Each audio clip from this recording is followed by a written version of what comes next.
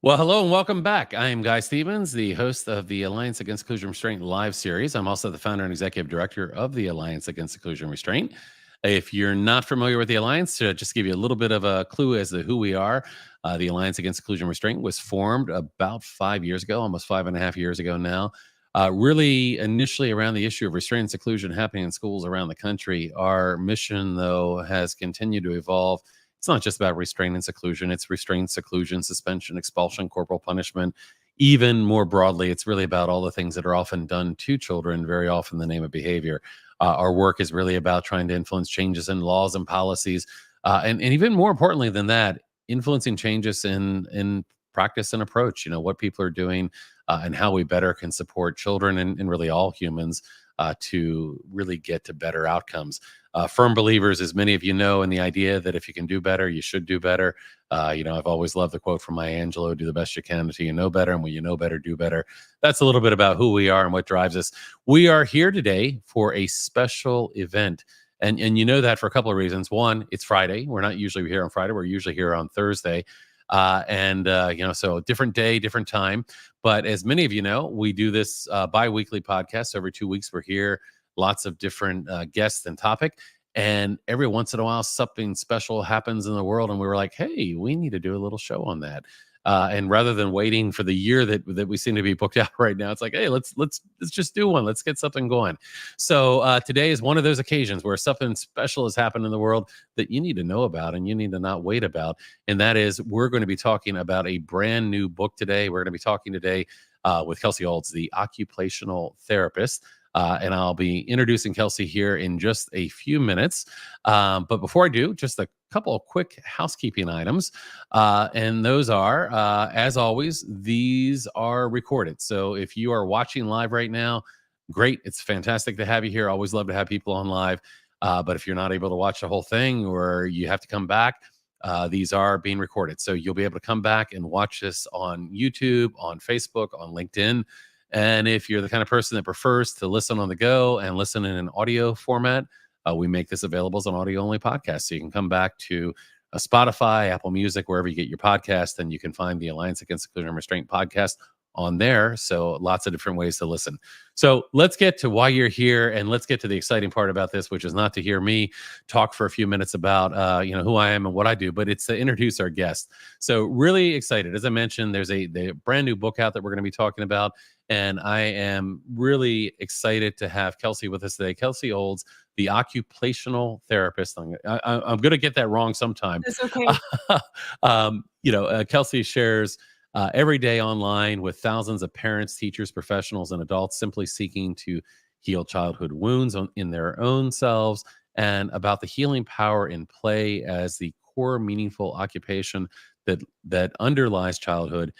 Kelsey has most recently worked as an occupational therapist on an Air Force base in England.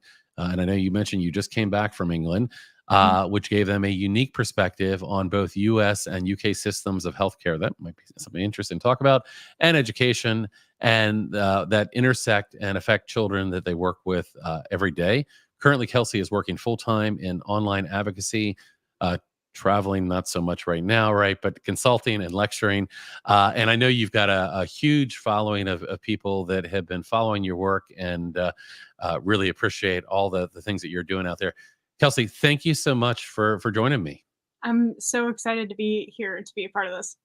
And not only are you excited to be here and be a part of this, look at this. You have brand colors behind you. You have the Alliance. I mean, first guest. I mean, you deserve some kind of props for doing I was that. up all night painting this wall just to my background. That's right. I hear you. So before we get started here, we're going to talk about a brand new book that you have out. But before we get started, I want to let people know that are watching us live right now. If you're watching live, you know what I'm going to ask you to do. I'm going to ask you in the chat, tell us who you are and where you're from and why you're here. Whatever you tell us, happy Friday, whatever you want to tell us. It's always fun to see kind of who's here. We get a lot of people that come kind of week after week, and we always have new people joining us as well. Always fun to see who's here. And I see Stacy has already joined us. Hey there, Stacy. Good to have you back. And hopefully we'll get a couple other people to say hello. So let us know in the chat who you are and where you're from.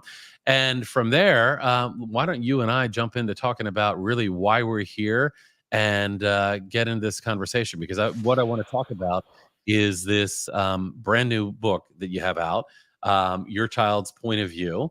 And that book just came out, a week or two ago. Is that right? Yes, yeah, it's only just been a couple of weeks. Okay, yeah, and I found out about it just before it came out from a friend, colleague, and a volunteer here at the Alliance who sent me a message and said that they were actually going to be writing a review for your book, and said, "Hey, you should think about writing one too." And I said, "Oh, sure, love to hear more about it." So I was able to get an advance copy and take a read through the book, and I mean it's amazing. I mean, I can say that. But it was really an honor to get to have that opportunity to look at it and offer some feedback, or less than feedback, more comment on what I thought of the book. So I have had an opportunity to read it, but let's talk a little bit about it. The book is called Your Child's Point of View. Yes. Understanding the reasons kids do unreasonable things, and it's available right now on Amazon, and probably some. Is it available elsewhere, or is Amazon the primary? It's primarily Amazon 'cause it's published through Amazon, but it's Okay. in each like, if you're in the UK, it's on amazon.co.uk. If you're in the US, it's on amazon.com, and it's in each of the markets. Fantastic, fantastic. So we'll be sure as we go to kind of share some links here, and if there's other links you want us to share, let us know that as well. But let's talk about, first of all, what led you on this journey. I mean, why, you're occupational therapist, decided to write a book, and there's usually something behind that. What kind of led you down the road of thinking, maybe I should start putting some of these things into a book?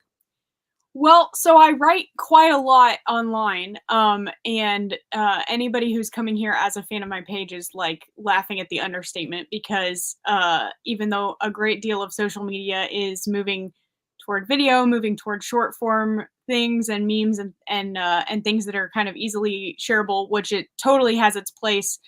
um, I just can't be brief, and I'm not good at condensing what I say into a small amount of thing. I am good at rambling quite a lot. And so I write very long essays on Facebook uh pretty much every day. And people are always telling me like you should just compile these into a book. You should compile these into a book. And I think that it would be a pretty scattered book if I literally just printed out a list of my Facebook posts. But when I was thinking about what I would want to be put out into the world in a published book type of way, as opposed to just online, so that it's kind of more you can give it to somebody, or you can give it to your kid's teacher, or you can give it to your friend who is going to have a baby, or whatever it is. Um, I really feel like a great deal of the work that I do comes from just like empathizing with the child's point of view, like just trying to see the same scenario that you're seeing as a parent or an adult or a teacher or a therapist or whatever, that is oftentimes frustrating or at least confusing, or you don't know, why a child is doing something that they're doing. And in my job as an OT, I hear a lot, well, they're for no reason at all. They just do it for no reason at all. He just pushes her out of nowhere, and he just runs out of the room, and there's nothing that, and I don't really believe that people do things largely for no reason at all. Mhm, Um, mhm. so a lot of the work that I do, whether it's my like day-to-day job work with people, or whether it's my online advocacy, a lot of what I do is being like, here is this thing about child development. Here is this thing about sensory processing. Here is this thing about a child's like skills at a certain age, or what they can and can't be expected to do. And here's what might be going on in their head. I can't tell you for 100% Mhm, sure mhm, mhm. exactly what's going on in their head, but I can tell you that this might be going on in their head, and that there is some kind of a reason why they're doing what they're Sure, doing. sure. Even I think, on a very simple level, I mean, just making room in your mind to think that the child does have a perspective, right? Right. I mean, just that moment of pausing to think like, okay, what's this experience like from the child's point of view? I Yeah. mean, I think, there's a tendency, and you mentioned kind of the example of like, well, I don't know why they did what they did, or they just did this. But even beyond that, I mean, what we often see in a lot of the work that we do is that people even go a step further. Not only do they, going past, we don't know why they did it, they come up with reasons. They come up with That's reasons true. that kind of through an adult mindset, like, well, they were attention seeking. They were trying to get access, the kind of Yeah. the behavioral foundations of trying to figure out why behavior happens. And quite frankly, in my experience, so often the adult interpretation of the child behavior is really off. And if you're not pausing to think about the perspective from a child, you're really missing a lot that's important, aren't you? Right. And a lot of, yes, like you pointed out, a lot of adult assumptions about child behavior are very much centered on the adult and the way that the adult is feeling in the interaction, and not necessarily realistically rooted in what the child did at all. So that's Mm-hmm. where I hear a lot of things like, um, they're doing it to annoy me, they're doing it to try to be defiant, they're trying to get back at me, like these kinds of things Oh that yeah, that a lot of times say much more about the adult feeling really tapped out, really under resourced, right, right. really um uh not knowing that teaching or parenting or therapizing or whatever it is was going to be this hard, or like Mm-hmm. not knowing what way to go forward, or feeling scared a lot of times, feeling worried about what this means for who that child is as a person, what their future is going to look like, and things like that. And so, I actually have a whole section in the book. It's divided into 5 sections, which are by different ages of the child that you might find things written about. And then the last section is not about an age of child, but it's called Inner Child, and it's about the adult reading it. Mm-hmm. And Mm-hmm. so different things that they might be saying to themselves, like, you know, without necessarily being able to identify it. So what their inner child might be trying to tell them is, I'm completely tapped out. Right, I don't right, ever have a right, break, or right, I'm right. really afraid of what my child's future is going to look like, or things like that. But by the time that those things go through all kinds of distortions and Mm-hmm. societal messaging Mm-hmm. and things Mm-hmm. like that, that they come out sounding like, like, you're just being such a brat. You just need to stop, or like, all kinds of just like angrier, more defensive, more something that you heard growing up, something that an adult modeled for you, things like that, that might not really be what your inner voice could say if it could say it. Right, And right, so the book right, is not intended to be, kids are great, everything about kids is great, you're wrong, stop it, like, at right, all. It's right. very much, I really try to strike a balance between empathy for both members of the team and coming back to that framework of teamwork just over and over and over. Yeah, Um, and that different understanding of human behavior, right? mhm, And that different understanding of human behavior applies not just to kids that we might be parenting or working with in schools or whatever it may be. It applies to us. We've got right, to see our own behavior through a different lens, and very often, I mean, we had the experiences that we had, and unfortunately, in many cases, and those experiences aren't necessarily the ideal. Like, I mean, I said in the beginning as we were kind of getting ready to go into the show, kind of like that driving philosophy behind the work that we do at the Alliance, which is always kind of this idea of like, do the best you can till you know better, do better. Like there's this whole body of work around knowing better now. And I think, the things you can learn from an occupational therapist are at the top of that list when it comes to, how can we look at raising children differently? And your book really kind of goes into that. I mean, it's like, I mean, yes, suddenly imagine that you have a best friend that's an OT, and what might you learn about child development, and because a lot of our expectations are wrong. And I mean that book, right, the book really seems to kind of fill that in. It's like, I feel like suddenly, and in fact, as I was reading it, because you have it broken down into kind of ages, and I thought, I wish I had this book, 19 years ago, right? But the great thing is it's here now right. and for people that are going through this. I want Yes, to I pause think real. that that's a huge part of it, is that people don't ever have any kind of child development training. Right, You can just have a baby. You don't have to, right, like, be taught right, anything, you may or may not have ever met a 3-year-old or a 5-year-old or 23-year-olds or 53-year-olds to, like, build an understanding of, okay, what's the range of developmentally typical? What should be expected? And so a lot of times adults will be thinking from things from, like, adult, mature right, lens, like, right. well, if I bit my coworker, that would be a huge problem. So obviously, if a 2-year-old bites another 2-year-old, that's an Right. equally huge problem. And it's like you don't have to let it happen, but it's also developmentally normal. You don't have to freak That's out right. about them That's being a right. sociopath That's down right. the road because they're just two and they're impulsive. So Right.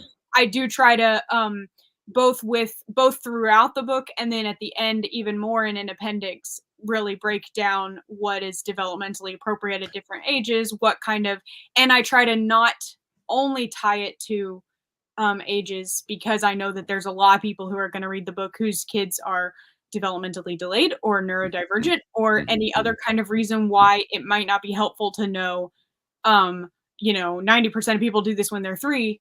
And Right. so instead I also try to give like this usually happens before this or in conjunction with this and then this happens before this so that you could still figure out where your kid will be, even if where they're at is different than what you can get from like the CDC website or Mhm. something like Mhm. that where it's only talking about standardized measures. Mhm, mhm. So I want to pause for a second and just share a couple more things here. One of the things that I often say as we get started here, and with it, our audience here, we tend to get people sometimes from all over the world to join us, and that's always exciting to me. And sometimes as I say that, somebody will pop on from someplace like New Zealand, and it's like, hey, look at that. I'm not making this up. So, well, you look at this. Your book, hopefully available in New Zealand as well. If not, I'm sure they'll I find a hope way to so. get It's it. in Australia at least. If it I am not sure Okay. if New Zealand has it. I believe I believe, and I could be wrong here, but I think Amazon that handles Australia also handles New Zealand, if I'm Okay. not mistaken. 'Cause I I think feel like I I've sent seen a one book of to my, somebody at one point in New Zealand, and I think it was like somehow had to do it through Amazon Australia, but maybe yeah, I'm one wrong. of my I might get regular corrected. commenters lives in New Zealand, and I'm pretty sure that he got one from Amazon, so I think that it's available. Gotcha, gotcha. And Cass Griffith Bennett, who we were talking about earlier, Cass is in Washington State, autistic mom of autistic kids, big fan of the Occupational Therapist and the Alliance, and of course was the one that made the connection between you and I, which was I think really fantastic. We have Trisha here as well. Such a good title. Regards for children's perspective and their internal experiences is so often missing in education, parenting, and therapy. We've got Jamie here from Indiana, and I'm again, at yeah, well, we have a bunch of people that have jumped on. Wow. And a couple comments here. Stacy just says, I find some parents themselves don't know how to play with joy and they don't understand child development.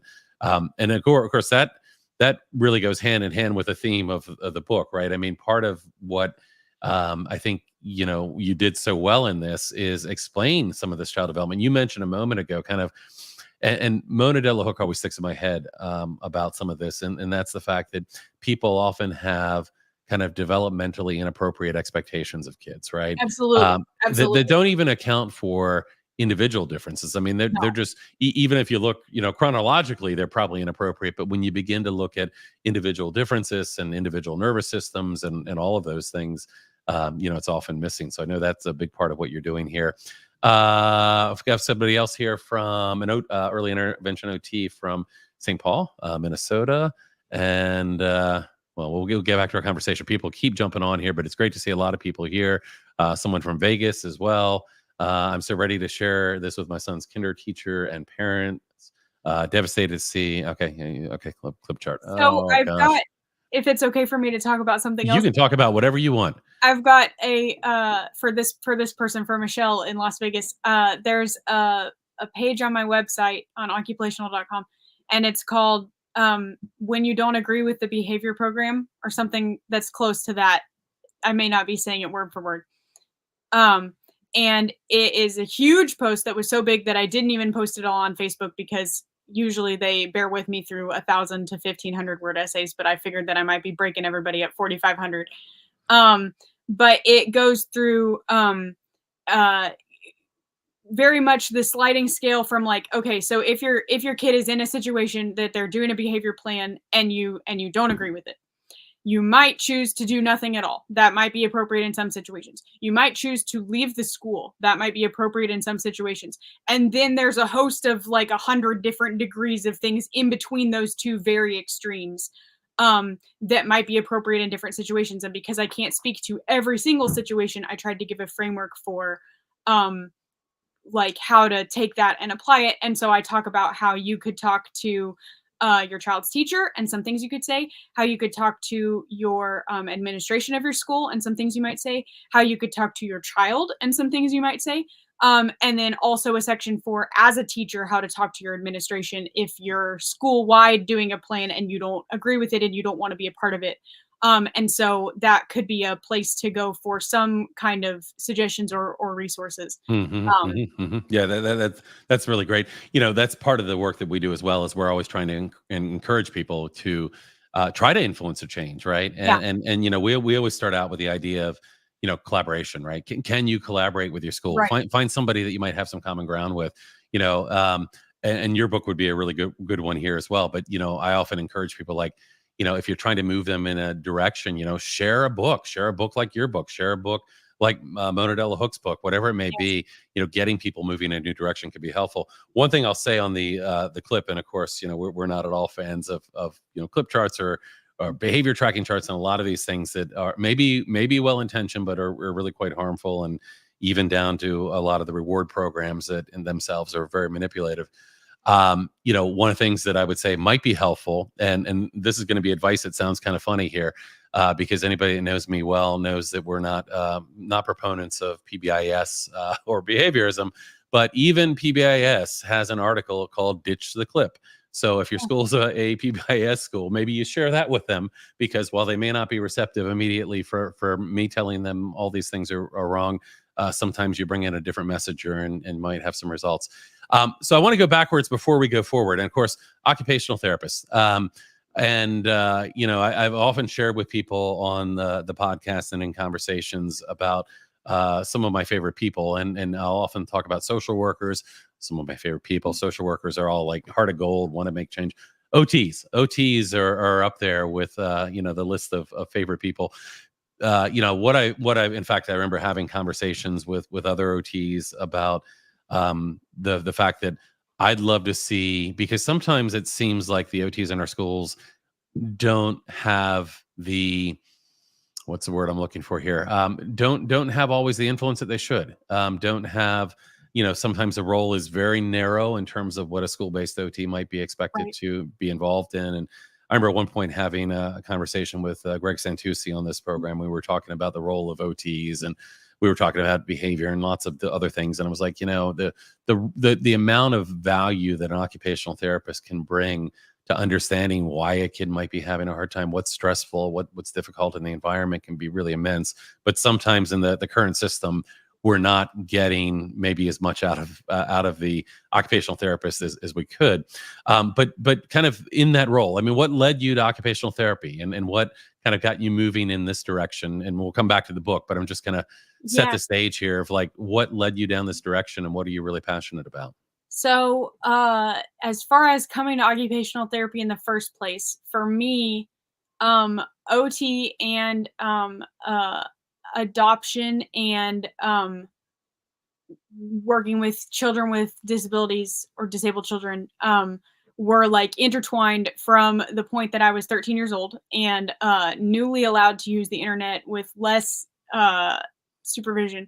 And so I read my mom's friend's blog on an old blog spot um, about their process of adopting a little girl from Ukraine who had Down syndrome, and they just like talked about the adoption process and about going and getting her, bringing her home, and then the therapies that she was in and stuff like that. And it was the first time I'd ever heard of occupational therapy. I'd heard of speech therapy, I'd heard of physical therapy, but it was my first time hearing about occupational therapy.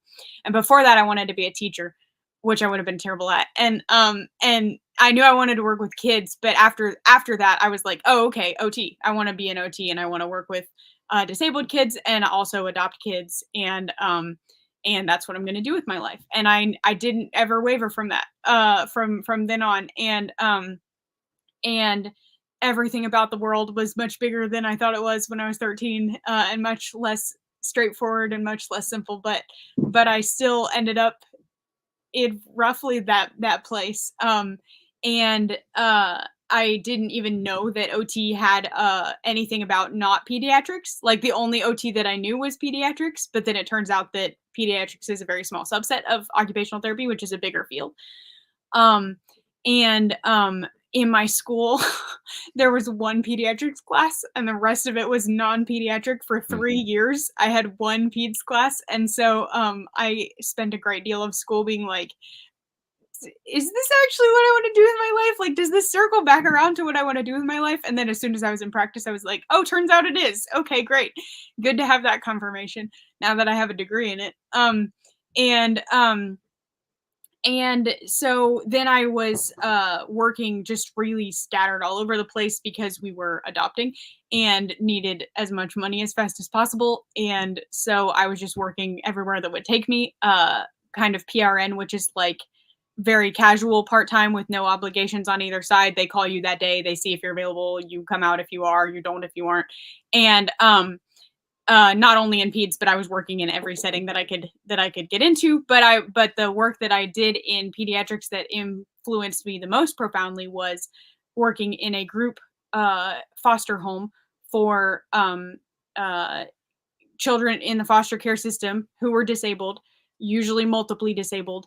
Um, and alongside that, alongside the trauma and disability and everything, then the result was behaviors that were too extreme to be able to be safely in a foster family, or the system being so overwhelmed that they couldn't find a place for them to be in a family. And so instead, they were in this new facility that had been built to be as home like as possible, but a facility is a facility. Right. Um, and uh, and to be there with 24-hour care and rotating shifts and all of that kind of thing. And they asked me to come in and be the only occupational therapist there, as the state was kind of newly doing this program and wanting to figure out whether what kinds of therapies they would have and what they would fund and what all of that kind of thing.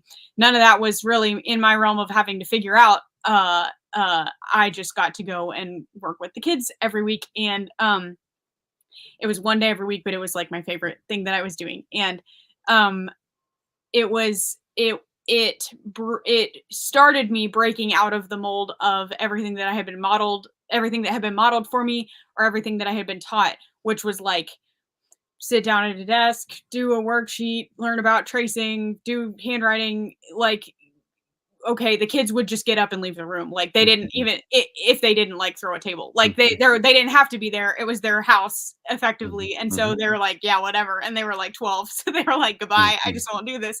And so and so I had to get creative, which was not easy. That's kind of braggy, but it was more like what I felt like I wanted to do anyway, Right. was to do like activity and like engaging things that are enjoyable with students and children. Like I didn't want to be like the handwriting police of the worksheet. I didn't want that. I just felt like I had to when I first started out, because school had gotten me backwards of what I had used to believe and think and dream about Mhm. doing as an Mhm. OT someday. And so because I had the in my mind justification that they would just be like no and leave if I did something that was boring, then I could do things that were fun. So I was constantly making up, like we did a I got a huge sandbox and I filled it full of plastic gems from like ordered from online. And also I asked a rock collecting group if any of them had any rocks that I could get, like those tumbled ones that you get in like Mhm. a gift shop Mhm. or whatever. And a bunch of these rock collectors pulled together and sent me their rocks. And so we dug for them and we panned for them with like a colander in water. And then we like I had made a notebook that had all of the pictures of all of them and what their names were. So then we practiced reading the names and then writing them down in like an identification journal.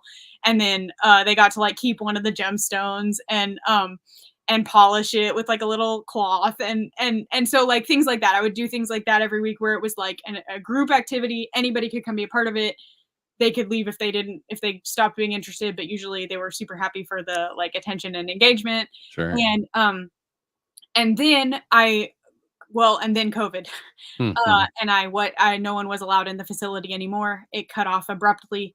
Um and we were moving and ended up in England and working at a school. And then I felt like all of a sudden I needed to put myself back in this box and go back to the like standardized way of doing things, and it still wasn't working. And it took me a few months to realize, or to put together, like because I was now seeing autistic kindergartners who needed to learn how to write their letters compared to like 12-year-olds to 15-year-olds who needed to like figure out how to like live eventually and do life skills and things like that.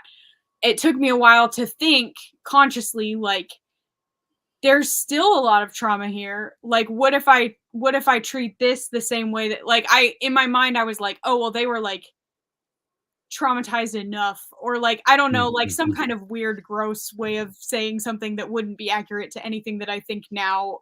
But my very first thought was like, well, these are just kids who are fine in school, who should be able to do what I say and just follow my instructions, and and it took me a while to break out of that mindset Mhm. and be like, these are kids whose parents get so I was in England on a Air Force base, working in Okay. elementary Okay. school on Air Force base. So it took me a while to be like, okay, these are kids who have been through COVID. Their parents get deployed all the time. They get moved every 2 or 3 years. So if they don't get moved, then their teacher moves in the middle of the year, or their therapist moves in the middle of the year, or their best friend moves in the middle of the year. Everybody, every year, all the time, no permanence, no anything. And then they've also just been through a pandemic and we're all wearing masks and they've got a speech impediment and no one can hear what they're saying and they can't understand what anybody else is saying, and they're in trouble with the behavior chart 50 times a day because they can't do anything that's being asked of them. This is also trauma. Like this, Mhm, like mhm, it mhm. shouldn't have had to be that clear to me for it to click in my head, and it's embarrassing that it did, but it did. And then after I was like, well, okay, maybe that just gives me like permission to be like more relaxed about this and not just like another big person making directions in their life all the time. Then that changed everything. I took incremental, the most embarrassingly tiny steps toward being child led, toward being play based in my therapy that I did. Because I didn't know what I was doing and I was figuring it out and I was scared that somebody was looking over my shoulder and all of this stuff. But I But you were curious. You were I was curious. I mean, and curious. that's so important to all of this work, right? Is that curiosity and following the thread and digging deeper, right? Yes, and so I just kept taking tiny, tiny steps, and every tiny step I took, it seemed like made things exponentially better with just like the kids' like level of stress Mhm. and the kids' trust in me and me feeling like we could accomplish anything that felt meaningful. It didn't always necessarily feel like it would be school meaningful, and I had to figure out how to get like better at knowing what I was doing and explaining what I was doing and being able to document what I was doing, because at first I was just kind of like constantly worried that somebody would come ask me what I was doing and I would be like, I don't really know, but I know that the other one was wrong, so I had to stop. But but but then I just kept reading every day and learning and writing, and then as I wrote, it would clarify what my thought process was that I had been doing when I was doing it, and then I would learn some more and just got more and more confident in understanding and being able to say like, hey, for example, as a very biomechanical example, which is not necessarily the realm you guys operate in, but like, you can't do fine motor skills until you have like human bodies develop from the inside out. So first you need the core, and then you need the shoulders, and then you need the elbows, and then you need the wrists, and then you need the fingers. So I can't just come to a kid who's like missing 15 layers of foundation and be like, no, hold your pencil right and make a S like this. And then Mhm, them just be mhm, like, oh, okay, now I'll do it. And like, mhm, I've mhm, got 30 minutes with them a week, and then they've got all the other minutes to do everything like wrong, and I'm not addressing anything. I'm putting a band-aid on like an open wound. And mhm, mhm, so instead, if we back it way, way, way, way down to figuring out core strength, okay, cool. Now we're actually building a foundation that things will grow on. And then on like that's like the biomechanical side of things. And then on the like philosophical side of things, occupational therapy is supposed to be rooted in people's occupations, not their job, but like everything that occupies their time, their mhm, self-care, the things that they love, the things that they have to do because you got to do some stuff in your life, the things that they do for their job, the things that they do for their family, like everything that occupies your time is occupational therapy. And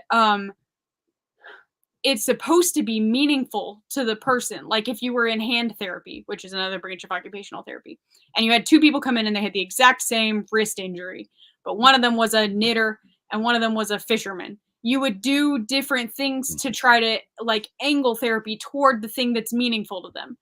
And in pediatrics, we forget that the child is the person who is supposed to have it be meaningful to them, and not a group of 8 adults in an IEP room who decided what was supposed to be meaningful to them.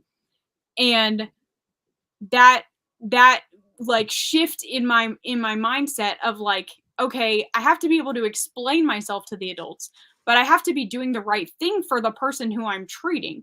They did not drive themselves to therapy. They did not even agree to therapy. They did not, like they're not paying for it. They didn't want it, in the way that, like, if somebody was going and getting hand therapy and they felt like their provider was terrible, Mm. they could just stop. But a kid Right, can't.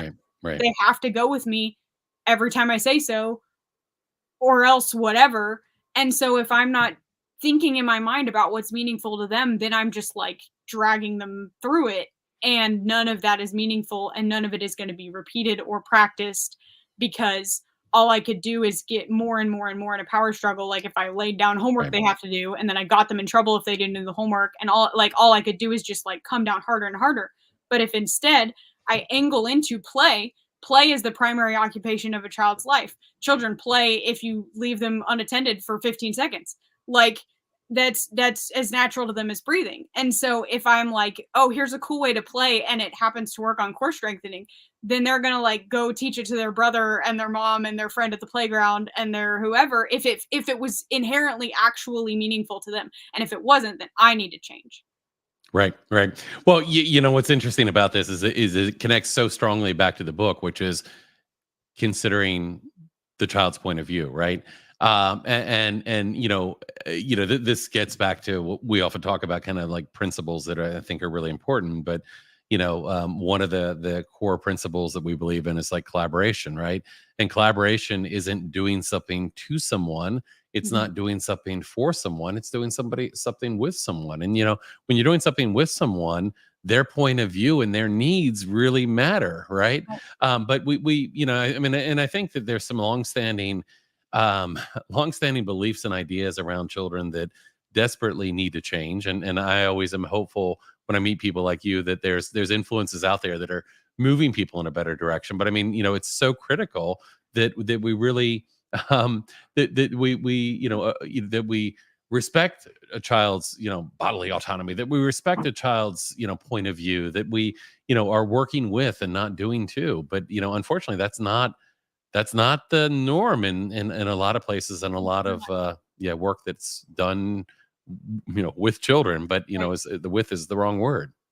And it's harder up front. And so people it's more investment the younger that the child is, to figure out how to collaborate with them, to figure out how to work Right, with them, to figure out how to hear their voice or imagine their voice if they aren't capable of articulating it.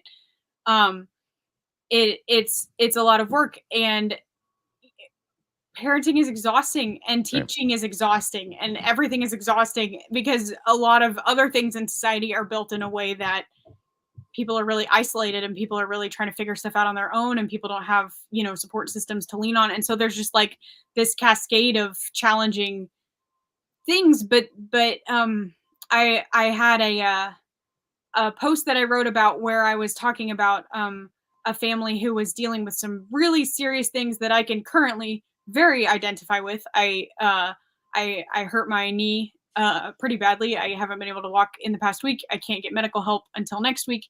And that medical help is to determine what the medical help will be. It's not to fix it. And so it's going to be a while. And so I'm trying to parent in a really stressful situation. And it is, to use myself as an example instead of somebody else who I talked to in the past who I haven't asked their permission, but like, it is hard to live in a world that's not really set up to accommodate disability, right, to be worrying about work. I'm doing this full time. I'm doing online stuff full time. I'm not working at a job. To be worrying about, I'm living in a house with other people. I have to kind of, take with their needs, other adult people. And other things we had, other things that are big and scary in the world. And then on top of all of these other things that are big and scary in the world, also your kid might not be doing the thing that you want them to do. right, right, And it's easy to take like all of the stress of all of these things and pin it on the child, like, because you could coerce or threaten or punish or whatever the child, and you couldn't. I can't coerce the medical system to get me help faster. Yeah, yeah, yeah. Well, it's interesting And as you're sharing that. I'm thinking, this. I mean, it does happen. It's like when you feel like you can't control things, suddenly sometimes children are on the wrong side of things I can control, yeah, right? right. And yeah, yeah, And so I think that that's a big part of what people run into isn't that they're thinking like, gee, I hate kids. How can I make kids' lives bad today? But that they're like they're exhausted. They're dealing with, stress from their whatever, their teaching administration, or they don't know what to do, or they've got class ratios that are out of control because the system is out of control, and funding is being slashed, and like they could be dealing with these like 50 big systemic societal things, but actually what they're staring at is a kid who intentionally knocked their pencil off onto the floor and is looking at you like, what are you going to do about it? I'm not picking it hmm up. hmm And they just like take all of that stress and like hit the kid with it, and that's not like it's still not the stressed out 6-year-old's fault right, for right, everything in society. right. And and I think that the book, I really really try to keep in mind like the book is not here's 50 ways that Kelsey does things.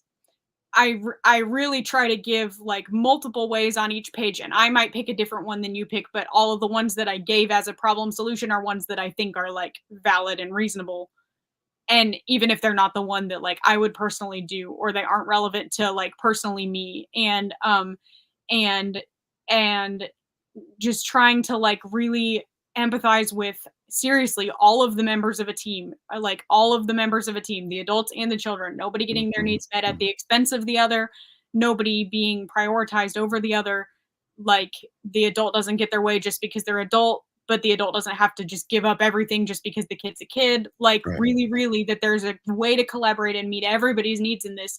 It's just hard sometimes because it's just hard, and nobody's doing anything wrong if it's just hard. Like it Right, just right, is. right. And there's a lot of reasons why things are just hard. And you mentioned a lot of them. I want to as you were telling me the story and kind of your experience, it's interesting because I was going to ask you a question. And you kind of got to the question before I asked you, which was great. But it was almost kind of getting to the origin of like, how do you become the occupational therapist, right? And how did that happen? But I feel like you were kind of leading us up into that point. And when did that happen? I mean, when did you kind of really? I mean, because it sounds like through your curiosity and your exploration and finding things that weren't working and asking questions and trying to figure out things that would work, that's what kind of brought you there. But how did that transformation happen that you actually kind of began to call yourself the occupational therapist and really focus on the importance of play? And because there's so much to that, not only in considering the child's point of view, but it's the connection, it's the opportunity through connection to co-regulate, it's building trust, it's all these things that are really critical. How did that kind of take it from that next step of where you were? Yeah, so I did touch on it a little bit. I started the page in May of 2021, which would be close to when I was very very starting. I would say March of 2021 is when I had this I was alluding to this specific experience with this specific kindergartner where I was like, you have to do this, and he just wouldn't do it, and I was like, you have to do this, and he was like, he just wouldn't do it, and I was like, you have to, and he just broke the crayon, and I hmm was like, gave him another crayon and was like, you can't do nothing, and he just broke that crayon too, and it turns out he could do nothing. um and that was like March of 2021, and I have a real tendency to get stuck in the moment. My brain, people think I'm very creative. I'm very good at ruminating later and then coming up with 50 different ways that I could have done something, and then remembering the 50 different ways the next time that I encounter something like that. But the first time that I run into it, I tend to get stuck. And I got stuck. I didn't get mad or punish him or anything, but I just kept saying, you have to do something, you have to do something. And we just went nowhere. Um, and I got back to my office, and I, without the urgency pressure of the situation, I was like, what the heck was I doing? Like, what could I have done different? And I wrote down Post-it notes and stuck them next to my desk. And they said, can I make it playful? Can I make it fun? And there were like two others, but those turned out to be the big ones for me. So then in May, I started the page, and I completely had a totally different thing in my head, and I'm glad that I named it something good instead of something embarrassing, because I was able to stick with the name. But I was like, oh, I know, I'll like make up a bunch of activities and like post how to do the activities, and like very, very adult led, still very fully in my head about like, okay, I'll, like teach you how to do this, and this is step one and this is step two, and that's fun because we're playing with a toy. And my earliest posts are like that, and they're embarrassing. And then but it was incremental. It was incremental over time. I went back to school in the fall because that was the start of the summer break. um and I had my my action room. A big turning point for me was that some providers left who I had been sharing the space with, and some, because it's the military base, some people came in, some people came out. And I hung up a big sign because I was the last one who would be using this space, because I had been the last one to come in, and now they had gone out and I was the last one to use it. And I hung up a big sign that said, "In action room, we all respect no."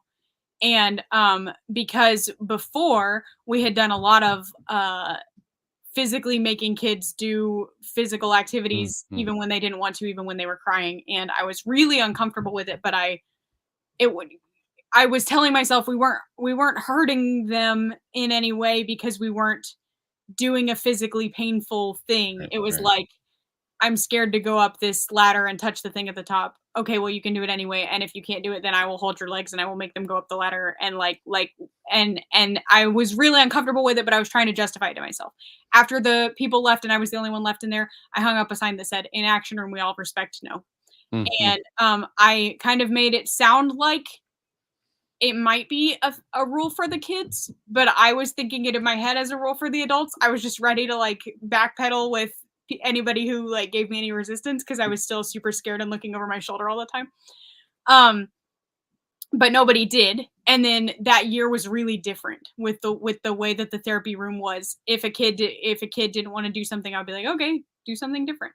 And they were like, "What?" And I was like constantly wrestling with it in myself, and like, have I gone too far? Am I just letting them walk all over me? But we worked it out, and every little step of faith that I took forward seemed like it was being rewarded, because I got to see kids who would not do something for 6 months and then try it by themselves and do it perfectly. And I was realizing like that some kids, like, if we had been doing it with the system of the year before, we might have made them do it every day for 6 months, and then they could do it by themselves without crying. And then we made them cry for 6 months, and then they did it once, and then we're like, "Oh, great, a success." And instead I could just drop it for 6 months and then they could do it. Or maybe they wouldn't if it wasn't meaningful to them. But like, but I kept having enough of those moments where it was like a glimmer of like, okay, no, we are actually still doing something. And maybe I don't have to do things in a way that felt very inauthentic and very just like icky to me to be doing that. And so the more years of experience that I had, and the more like little successes that I had and could hold up and stuff like that, the more steps I kept taking in that direction, until when I left, I had a therapy gym, and I would just kind of like set out different stations.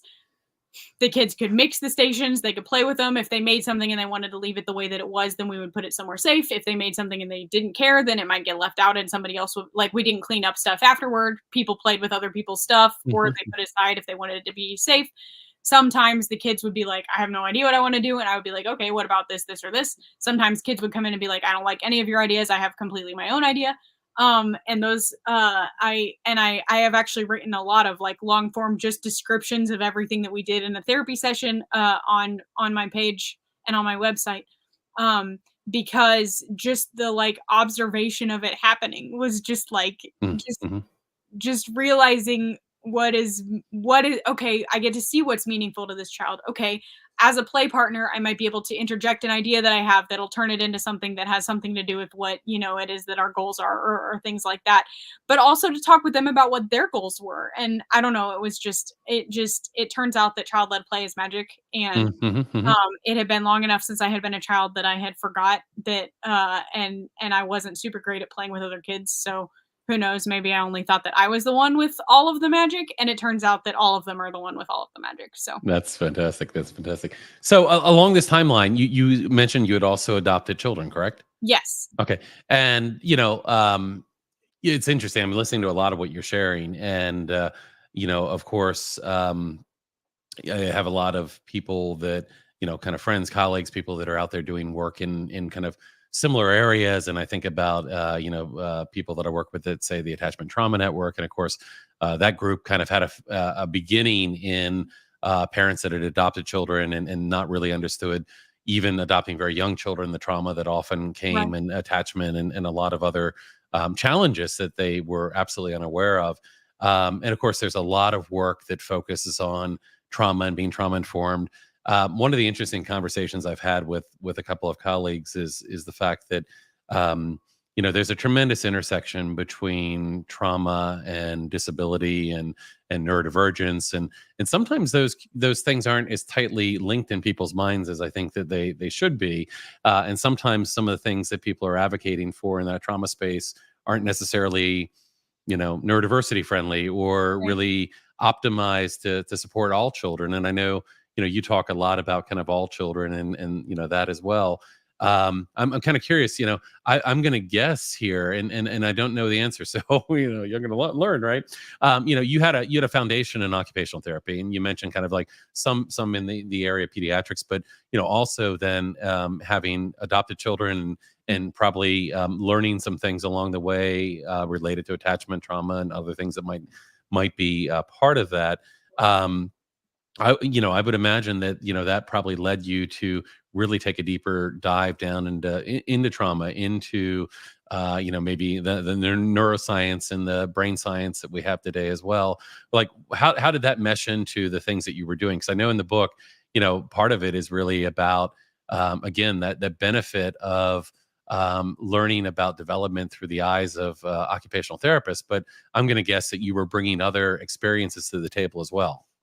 I think that's definitely true. I mean, if nothing else, like I took classes in order to have children, and most people don't. Like Right, just right, at a right. literally like bare level, like even the minimum of, training that was required by my state at the time or whatever is still like you can take elective parenting classes if you're biologically having a child, but you don't have to. Right, right. And so so I do think that that is a big part of it because like Karen Purvis's work and Mhm, mhm. TBRI was like I knew about that before I knew about neurodiversity or anything about that because I don't actually think that I would have um I don't think that I would have accepted a lot of um neurodiversity related paradigm things when I was still a kid. Um because they would have required me to really, really go against the things that I was being raised in and with in a way that Mhm, I mhm. don't think that I could do until I was an adult and outside of that paradigm. Mhm, mhm. But I was reading about TBRI and I was reading a book by Karen Purvis and stuff like that when I was like 16 because I was interested in it because I was interested in it from the perspective of still feeling like this is what I wanted to do with my life and all of that. And I could say in my head, well, this is not a statement that I think is currently true. But in my head, I could say as that like 16-year-old with the tiniest bit of world experience, like, oh well, an adopted kid, like you have to raise different than a biological kid. But like I wouldn't have thought the same thing for an autistic kid as an allistic kid Mhm, or mhm, things mhm. like that. Or I wouldn't have been able to get to a place where I could say, "No, actually, I think for all children, I don't Mhm, think that you mhm. should punish all children. No, Mhm, mhm. actually, I think that all children need connection. No, actually, I don't think that any child should be secluded or restrained or punished or, no, actually, I think we should move away from this paradigm for everybody."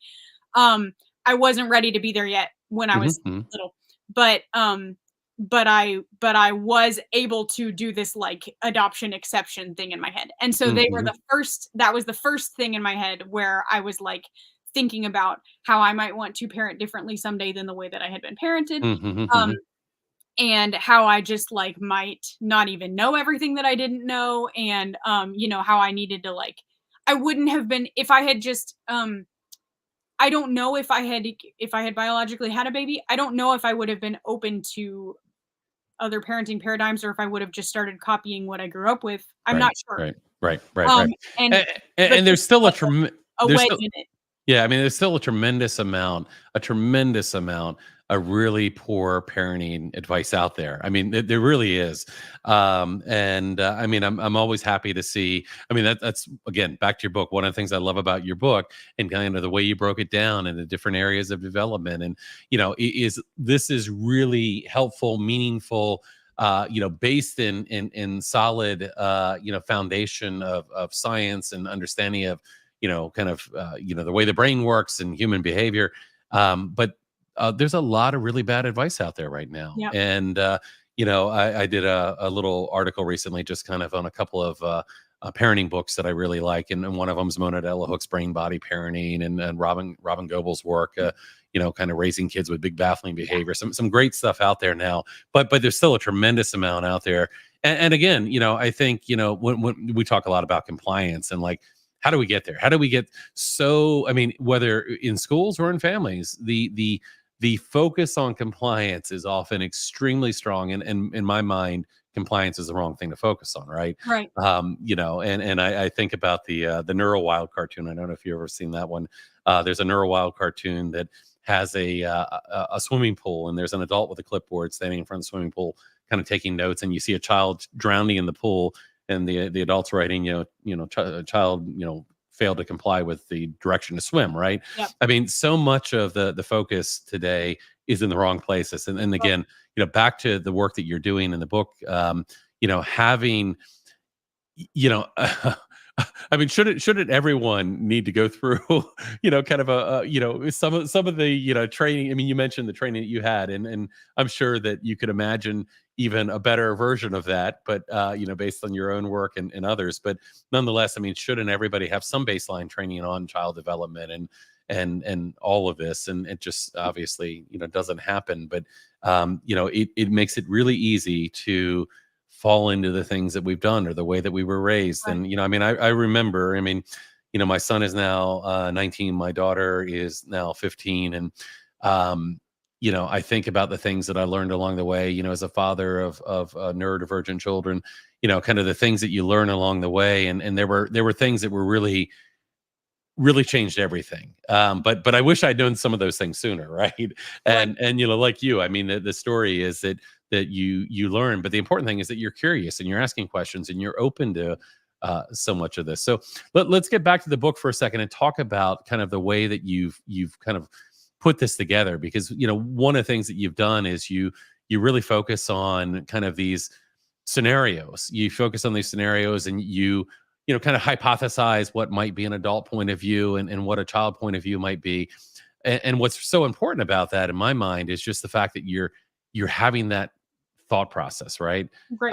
You're moving away from just thinking about kind of how you might be impacted and what's going on, and having that opportunity. So your book beautifully kind of aligns this example to get people in that mindset of like, Mhm. what might that child's point of view be? Because so often we either go, who knows, Right. or attribute something bad to it. And then you talk about, things that you should know and things that you can try. So talk to me a little bit about kind of how you very intentionally seem to put this together in a way that would be helpful. And I think you did a good job of summing this up. Like, this isn't about judgment or like doing things Right. wrong. It's like, how do I provide something and try to be really open to like, hey, it's not all your fault. It's not all your.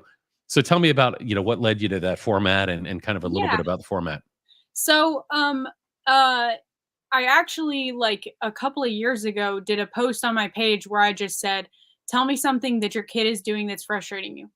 And I'm going to try to tell you what your kid might be thinking. Or I invited anybody who wanted to join in the comments and try to say, for, like, literally in quotation marks, saying with a kid's voice what it is that they could say if what it is that they would say if they could say it. And and it was a really powerful exercise. It had like 600 comments or something. I couldn't even wade through it anymore to see all of what everybody had said. And then I took some of them and I made visuals from them. Visuals looked very much like what the left-hand page of the book ended up looking like. So in the book, on the left-hand page, then it has two word bubbles, and at the top is an adult word bubble saying what their concern is or what their frustration is or what's confusing them. And the bottom has a word bubble with what one possible child might, their point of view might be. And then on the facing page of it, then there's things to know and things to try. Things to know tells you anything that is developmentally relevant, like, oh, at 6 there's a huge phase of perfectionism, so your child suddenly becoming a perfectionist at 6 probably has to do more with child development than with you not hitting the messaging hard enough that mistakes are fine. Or, oh, kids have to do A before they can do B. So if your kid hasn't done A yet, they're not ready to do B. That's why they're not doing it, or whatever it is. And then it has Do you mind if I show a screen that shows an example of what you're talking about? Now, this is from the early version, so it's not. yeah. In fact, my paper copy is supposed to arrive today. I was hoping it would be here before we got on, but So I've got the early version too. I've got a proof version. okay, gotcha. I'm going to bring it up on the screen because I happen to have. Oh, actually, yeah. Well, I'll bring this up real quick, and just kind of share. And let me find my right screen here. This should be it. Okay. All right. There we go. So there's kind of what you were talking about in terms of the format, kind of this. Yes, so that would be a left side page, and this is in the teenager section.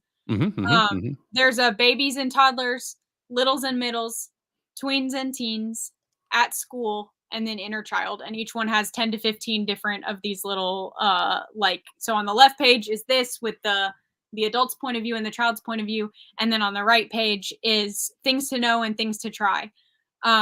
Some things that might be helpful to know about it, some things that might be helpful to try as far as problem solving. And that's where I was mentioning earlier that this is not a book of like what I do in my family. Here's my one right thing to do, because each things to try has as many bullet points as I could think of, where it's like, okay, this thing might work better for a kid who's really playful, but it won't work really well for a kid who's going to take you being playful as making fun of them. So instead, you could try this thing where you're really empathizing with or validating what they have to say, or instead you could try this thing where you talk with them about what the problem is and you can figure out a different way to do it, or whatever it is, or this is a sensory way to change the sensory experience because they might be being bothered by something that you're not thinking of. And so it's not exhaustive, of course, but I think that it's good for one as a quick reference. If your kid happens to be doing one of the 50 annoying things in the book, then great, you've got some immediate problem solving things. But also, if you read it from start to finish, I think that your brain can kind of get in the mindset of like doing it for other things that aren't just these specific 50 things. And I think that that's another helpful way to use it too, is to let it become part of the framework of how you think about your child, how you interact with them. And again, not to oversimplify, but just that, like you said, I mean, there's these 50 different scenarios, but just that mindset shift of shifting and considering your child's perspective is huge. I mean, even if you guess wrong, like right, I think that there have been times with my own kids who are 6 and 5 where I have really totally just thought, like, I've thought so hard that I knew for sure what they were doing and why they were doing it, that I didn't even think about the fact that I was putting for my own lens on the fact that what they're doing and why they're doing it. I didn't think, oh, I think I know what's up. I just thought I knew what's up. Like, and then, but if I'm coming at it from the lens of like, I know what's up, they're defiant and a jerk, then, that's not going to go anywhere. But if I'm coming at it from like, I bet I know what's up, I bet they're hungry and tired, I might be wrong. They could be sad about something else. But if I'm coming at them with a mindset of like, hey, can we take a snack and take a break and talk about what's going on? Then I'm much more likely to get them to say, oh, actually, I'm sad about whatever it is, and not just be like, yeah, we're fighting. You don't understand me. Screw you. Like that. That framework doesn't set us up for any favors.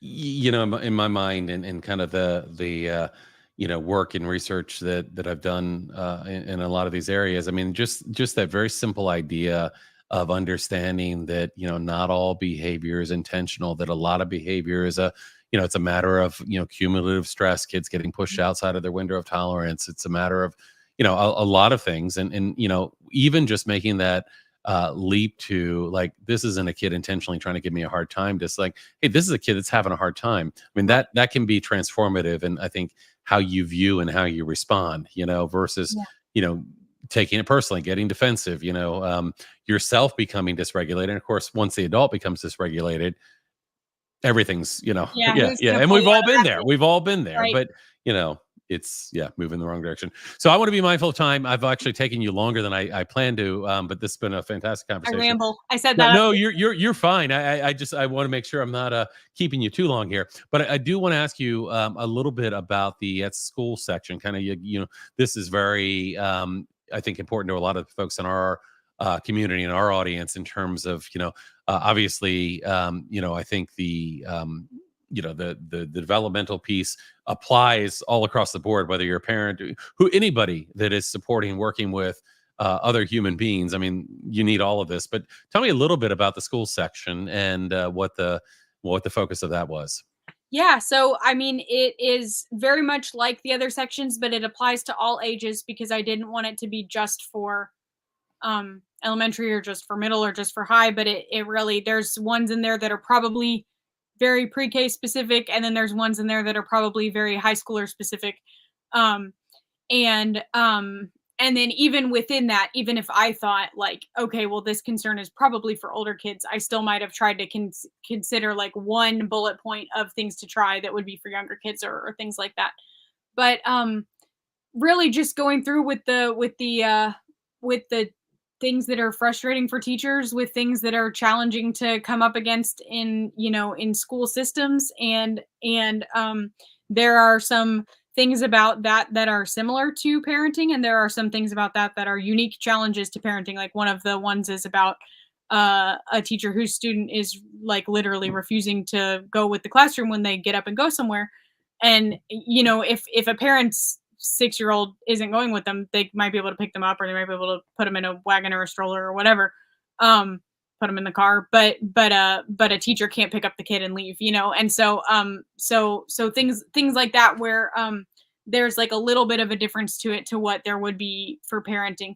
But I think that parents could get stuff out of the teacher section, and I think that teachers could get stuff out of the parenting sections too. I don't think that it's like exclusive. And hopefully share them with each other, right? I mean, Yeah, you know, right. one of the hopes we always have is that, again, look for opportunities to collaborate. If you're a parent, look for opportunities to collaborate with your child's school.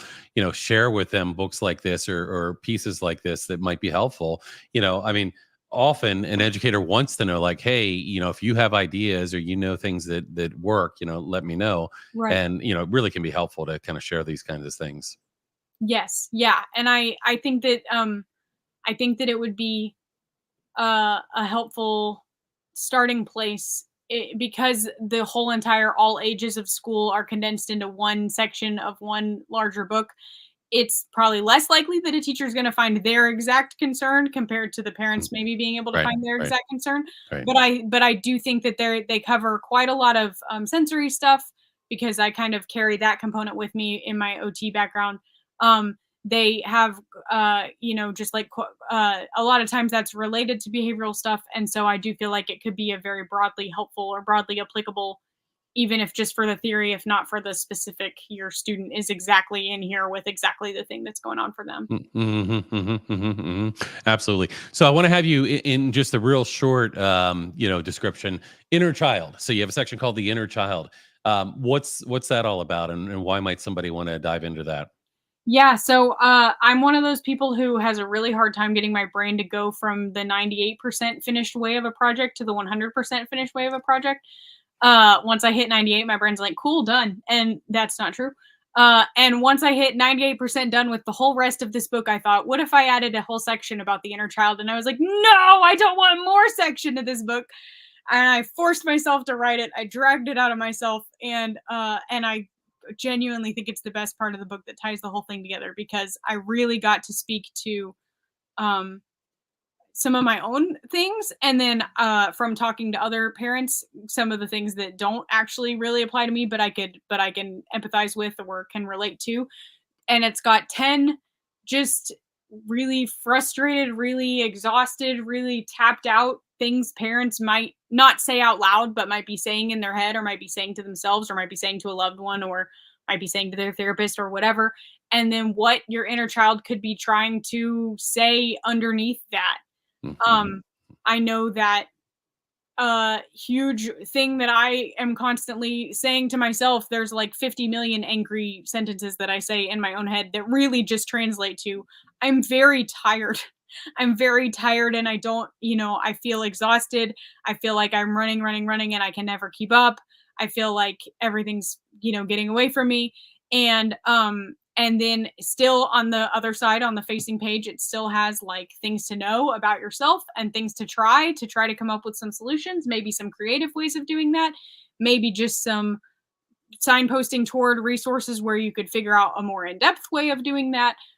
Since I again can't, answer everybody's everything, but it's just if you read the whole rest of it and think, this is really, really great. And I love this empathy for my kid, but I wish someone could have this empathy for me. That's what that Mhm. section on the end is for. It's like Mhm, mhm, mhm. you are, you are equally important part of this. Taking care of yourself is an equally important part of this. And you might never have gotten, you might be reading this and be like, I'm going to have more grace for my kids than anybody ever had for me.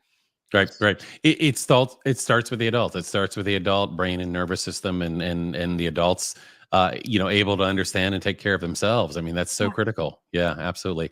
And Christine said, love that you're sharing this story about how the inner child section came to be. Christine is my editor, so Okay, got the gotcha. full brunt of just like all of my like, I don't want to write this. What am I doing?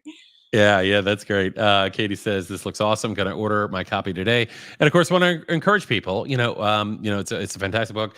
As I said, my paper copy. In fact, I got a notification on Amazon a minute ago. It was delivered at the Yay. office, not at home, but I'll have my paper copy here real soon.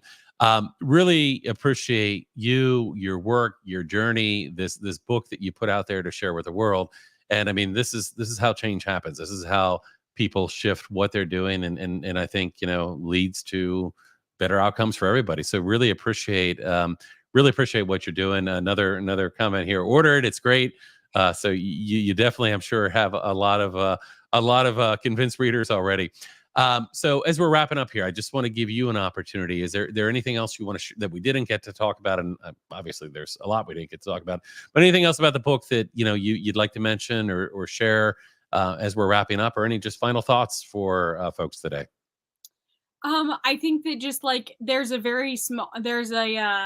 it's got the five main sections and then at the back it's got an appendix, and in the appendix I explain sensory processing and executive functioning and just like a lot of other concepts that you might hear thrown around a lot, especially in neurodiversity affirming spaces, but it's sometimes hard to pick up definitions of things from uh like the connotation or the discussion that's happening, or you might think you sort of know part of it but haven't ever like read a definition of it. And so I think that that's another helpful part of it. um and I think other than that, just that I really have a wealth of resources on my website that are free. I Mhm, have mhm. a lot of recordings and a lot of um posts, and so just if any of this is sounding like, yeah, that makes a lot of sense to me, or I want to read more of that, then I've got tons of stuff out there. If you've already read the book and you get a chance to review it on Amazon, that would be wonderful. I think that once you get past 25 reviews or something like that, then Amazon starts sharing it more, and I think I Yeah, have like yeah. 18. So Okay. if you want to help me make up the difference, then that would be great. um but yeah, other than that, I really poured my heart into it. um there have been a lot of people sharing with me that their kids are reading it and Mhm. saying like, hey, this really does feel like it represents my viewpoint. That is a possibility that had never occurred to me and touches me in a way that I can't talk about without crying again. Mhm. I am blown away by that, and so I really think that this is this started out as a project that I wasn't sure about, and it has turned into more and more and more, and I'm just so excited to share with you. That's fantastic. So I mean, I guess that means there's going to have to be a follow up. I mean, Oh yeah, the understanding the reasons kids do even more unreasonable things. That's right. That's right. That's right. So again, want to encourage people to go out and order yourself a copy of the book, leave a review. It's certainly, when you do that, it helps the book to get a little more momentum as well and get it in more hands. Want to ask you real quick as we kind of end here. Do you do work to support schools or individuals, and I mean, are there ways that people can get in touch with you if they're looking for Yes. more support? Yeah, so I have I haven't updated the link in a little while because my life has been a little hectic. I went on a road trip, got in an accident, hurt my knee.